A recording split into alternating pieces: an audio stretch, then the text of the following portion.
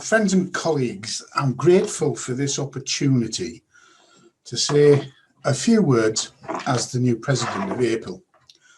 But I would also like to add my thanks to our Chief Executive, Mike Benner, and the APIL staff for their hard work throughout this year. They've kept APIL going in the most difficult of circumstances. They've also helped me personally in discussions about the presidency as the handover date approached. I would also like to give a personal thanks to Sam Ellsby for all that he did during the past year in representing APIL so well. But I'd like to thank him for the discussions and the advice and chats we had in the build-up to today. I was at the first meeting of APIL and I joined immediately. It is therefore a great honour for me to be your president for the next year. I remember well the excitement and enthusiasm in that room as PI practitioners from around the country came together for the first time to give a single voice to those injured through no fault of their own. It was also at that meeting that the purpose of APIL was outlined. There was to be a pursuit of fair and just compensation for the injured. There was to be training and education for practitioners. APIL would voice its views on matters and policies within the personal injury field, alerting people to hazards to try and prevent needless injury occurring. And of course, if it was felt something was wrong, APIL would stand up and say so, and continue to say so. I am very proud that the organisation has continued to pursue these aims. Our members pursue fair and just compensation for injured people every single day. The APIL forums are full of examples of our members meeting challenges as they fight on. Our publications and case reports record the many successes achieved by our membership. The education programme provided by APIL is, I believe, second to none. Experienced practitioners pass on know-how to help all members achieve the best results for those injured. APIL provides courses, webinars, articles, all to better educate its members. In addition, special interest groups are there to pass on knowledge and information which is disseminated through the regional groups. In response to the pandemic, as has been said earlier, we changed the way our training and events were delivered. And on many occasions, attendances via Zoom were amongst the highest recorded by APIL. Education will continue to be of the highest priority. Although this has been a very tough year, APIL has continued to be involved in actively contributing to consultations and responding to government papers. Many of our SIG coordinators and secretaries have been part of working parties responding to these papers.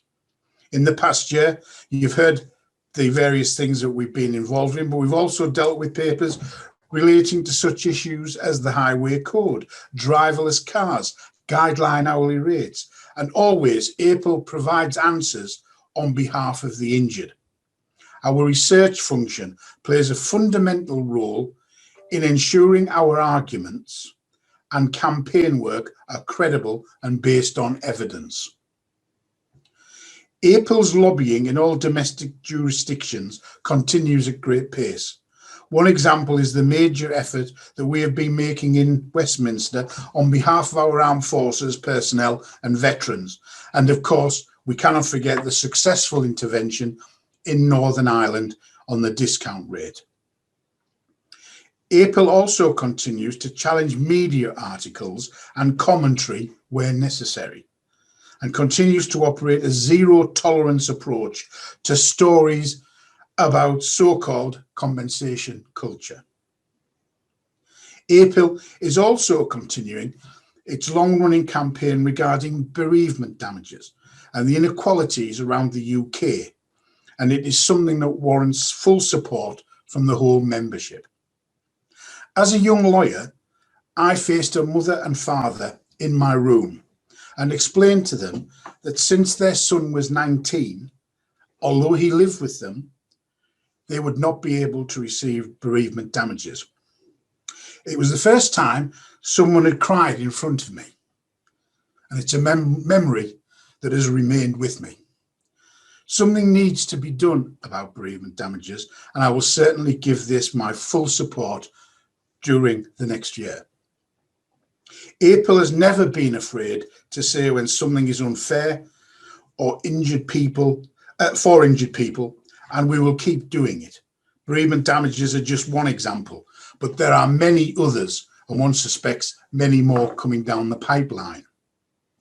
APIL is now 31 years old. It is active and it is vibrant and has the strength of its members. That will continue through my presidency. However, times are always changing, and it is important for our approach to reflect that.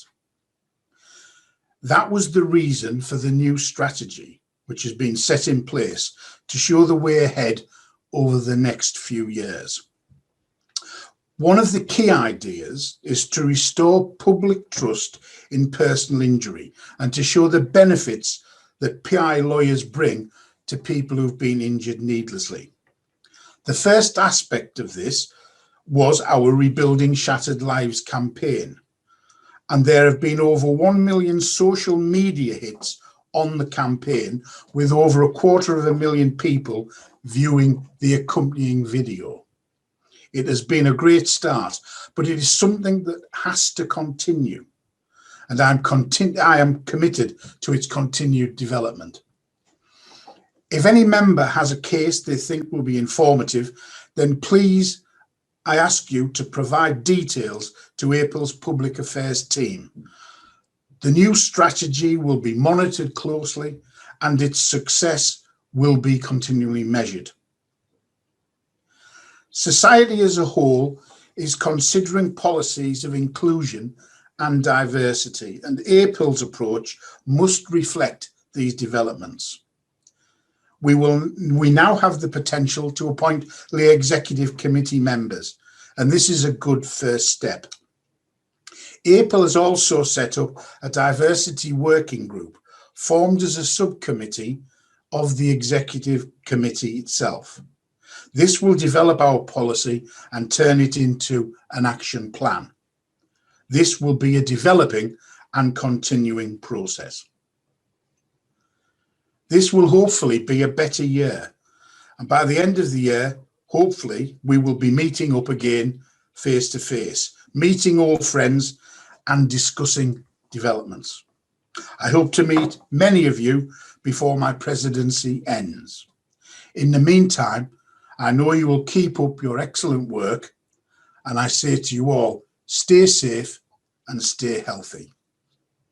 Thank you.